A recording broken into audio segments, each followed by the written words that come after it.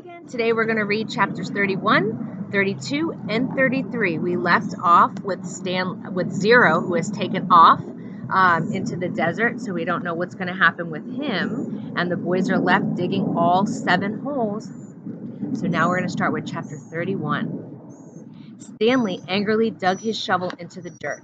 He was angry at everyone. Mr. Pendanski, the warden, Zigzag, X-Ray, and his no-good, dirty, rotten, pig-stealing great-great-grandfather. But mostly, he was angry at himself.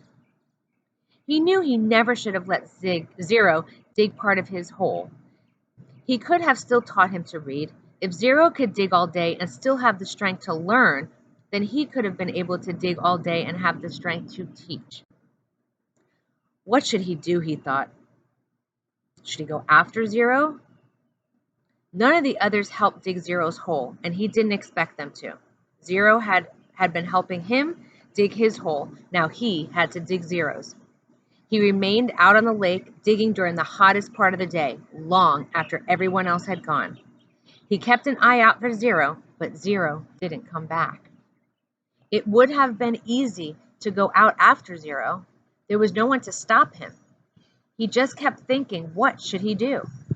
Maybe they could climb to the top of the Big Thumb, if it weren't too far away.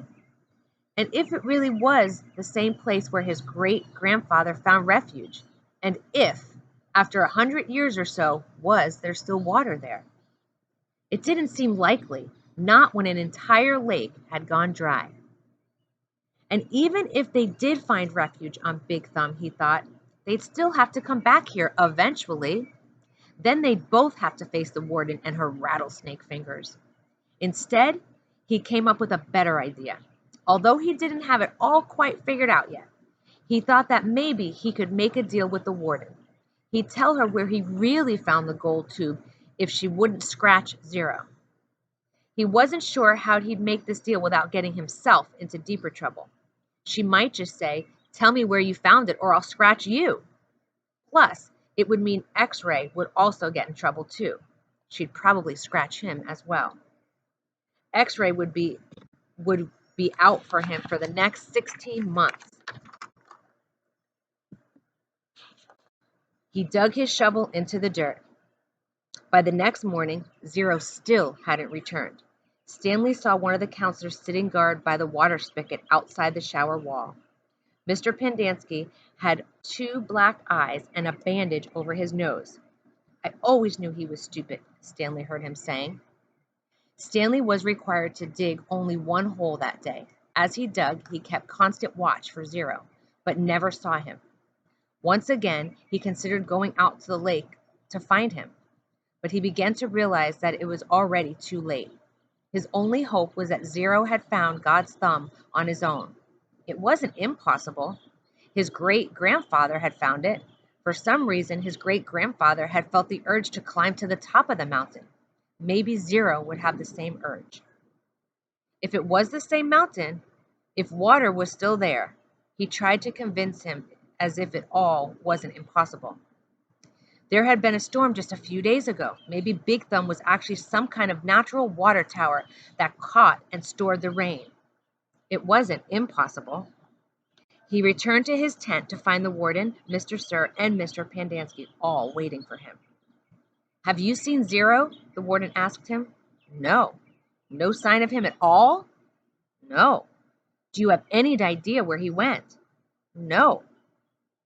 "You know you're not doing him any favors if you're lying," said Mr. Sir. "He can't survive out there for more than a day or 2. "I don't know where he is." All 3 stared at Stanley as if they were trying to figure out if he was telling the truth. Mr. Pendanski's face was still so swollen, he could barely open his eyes. They were just slits. "You sure he has no family?" the warden asked Mr. Pendanski. "He's a ward of the state," Mr. Pendanski told her. "He was living on the streets when he was arrested." "Is there anyone who might ask questions? Some social worker who took an interest in him?" "He had nobody," said Mr. Pendanski. "He was nobody." The warden thought a moment. "Okay, I want you to destroy all his records." Mr. Pendanski nodded. "He was never here," said the warden. Mr. Sir nodded. Can you get into the state files from our computer? She asked Mr. Pendanski. I don't want anyone in the AG's office to know he was ever here. I don't think I can erase him completely from all the state files, said Mr. Pendanski. Too many cross-references, but I can make it so that it would be very difficult for anyone to ever find a record on him. Like I said, though, no one will ever look. No one cares about Hector Zeroni. Good, said the warden. Now we're going to go to chapter 32. 2 days later, a new kid was assigned to Group D. His name was Brian, but X-Ray called him Twitch because he was always fidgeting. Twitch was assigned to Zero's bed and Zero's crate. Vacancies don't last long at Camp Green Lake. Twitch had been arrested for stealing a car. He claimed he could break into a car, disconnect the alarm, and hotwire the car in all less than a minute.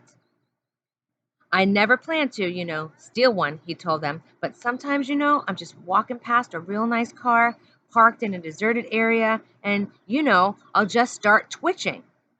If you think I twitch now, you should see me when I'm around a car. The next thing I know, I'm behind the wheel.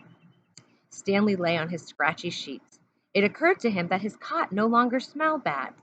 He wondered if the smell had gone away or if he had just gotten used to it. Hey, caveman, called Twitch. Do you really have to get up at 4:30? You get used to it, Stanley told him. It's the coolest part of the day. He tried not to think about Zero. It was too late. Either he'd made it to Big Thumb or... What worried him the most, however, was that it was too late. What worried him the most was really, and what really ate at his inside, was the fear that if it wasn't too late. What if Zero was still alive, desperately crawling across the dirt, searching for water? He tried to force the image out of his mind. The next morning, out on the lake, Stanley listened as Mr. Sir told Twitch the requirements for his hole, as wide and as deep as your shovel. Twitch fidgeted. His thumbs drummed against the wooden shaft of the shovel, and his neck moved from side to side. You won't be twitching so much after digging all day, Mr. Sir told him. You won't have enough strength to wiggle your pinky. He popped some sunflower seeds into his mouth, and then he spat out the shells. This isn't a Girl Scout camp. The water truck came shortly after sunrise. Stanley got in line behind Magnet and ahead of Twitch. What if it's not too late? He watched Mr. Sir fill X-Ray's canteen. The image of Zero crawling across the hot, dry dirt remained in his head. But what could he do about it?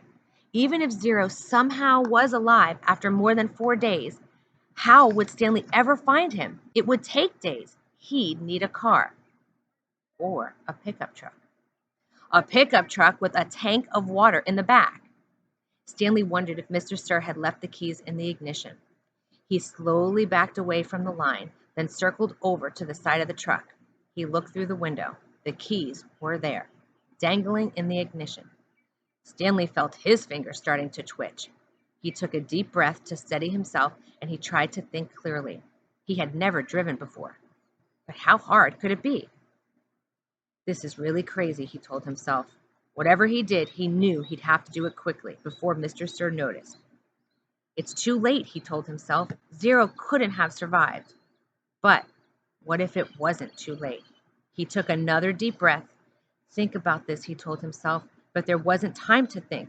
He flung open the door to the truck and climbed quickly inside. Hey, shouted Mr. Sir. He turned the key and stepped on the gas pedal. The engine revved, but the truck didn't move. He pressed the pedal to the floor. The engine roared, but the truck was motionless. Mr. Sir came running around to the side of the truck. The door was still open. Put it in gear, shouted Twitch. The gear shaft was on the floor next to the seat. Stanley pulled the lever until the arrow pointed to the letter D for drive. The truck lurched forward.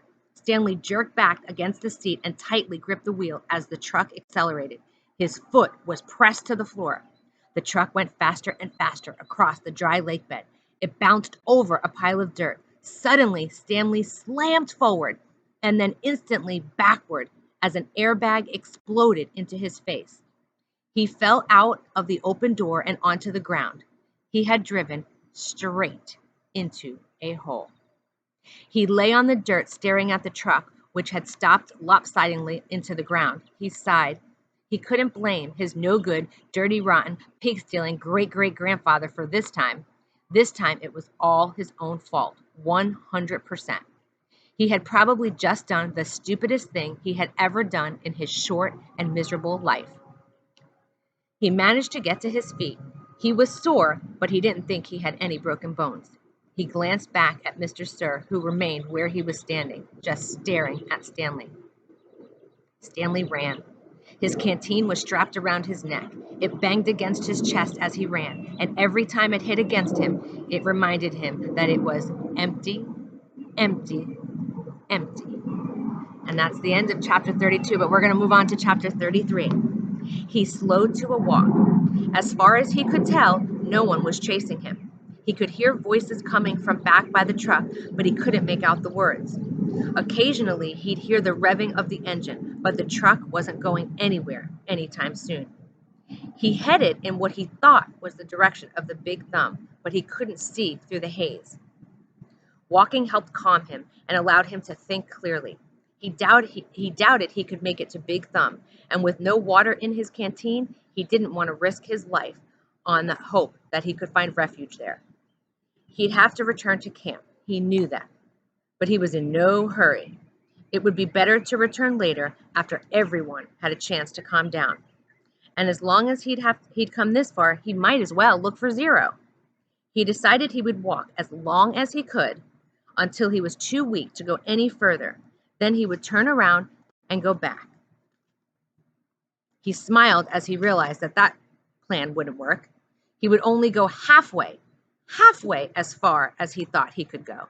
Then he'd still have the strength to return. Then he'd have to make a deal with the warden. Tell her where he really found Kate Barlow's lipstick tube and beg for mercy. He was surprised by how far out the holes extended. He couldn't even see the camp anymore, but he still kept passing holes. Just when he thought he'd passed the last hole, he'd come across another cluster of them, a little farther away. But at the compound, they had dug in a systematic order, row upon row, allowing space for the water truck. But out here, there was no system. It was as if every once in a while, in a fit of frustration, the warden would just pick a spot randomly and say, "What the heck, dig here." It's like trying to guess the winning numbers in a lottery. Stanley found himself looking down into each hole. He didn't want to admit to himself what he was looking for. After more than half an hour had gone by, he thought he had surely seen the last hole. But then off to the left, he saw another cluster of them. He didn't actually see the holes, he just saw the mounds of dirt that surrounded them. He stepped over the mounds and looked inside the first hole. His heart stopped. Down at the bottom was a family of yellow spotted lizards. Their large red eyes looked up at him. He leapt back over the mound and ran. He didn't know if they were chasing after him. He thought he might have seen one leap out of the hole. He ran until he couldn't run any further. Then he collapsed. They hadn't come after him. He sat there a while and caught his breath. As he got back to his feet, he thought he noticed something on the ground, maybe 50 yards away. It didn't look like much, maybe a big rock, but in the land of nothingness, anything seemed unusual. He walked slowly toward it. The encounter with the lizards had made him very cautious. It turned out to be an empty sack of sunflower seeds. He wondered if it was the same one Magnet had stolen from Mr. Sir, although that didn't seem very likely. He turned it inside out. And found one seed stuck to the burlap. Lunch. And that's where we're going to stop for today. We'll pick up with chapter 34 next time. Hope you're enjoying it.